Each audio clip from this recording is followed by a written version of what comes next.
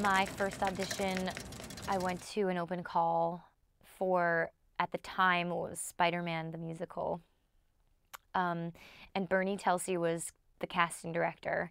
And I went to the Knitting Factory, which has since closed, and it was the kind of thing where, you know, you wait for like 6 hours and then you go and you sing for like 10 seconds. You sing like 8 bars of a song, and if they like you, then you move through and you move through and you go through like 3 or 4 rounds. And then I wound up in the basement, and Bernie was there, and I had no idea who he was or anybody else, and I sang an Evanescence song.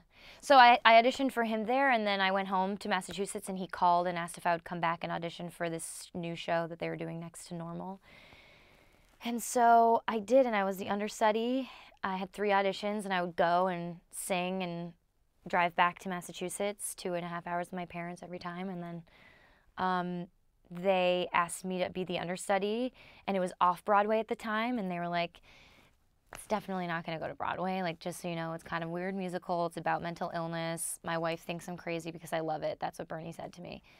He's like, but if it's a great creative team, and if you want to take some time and, you know, go have that experience and then go to college, because I had just graduated high school, he's like, do that. So I did. And then, of course, it went to Broadway. Jen Damiano, who is a really good friend of mine, who originated the role of Natalie in Next to Normal, left to do Spider-Man, to be Mary Jane, and I took over for her, and I closed the show. So that audition changed my entire life.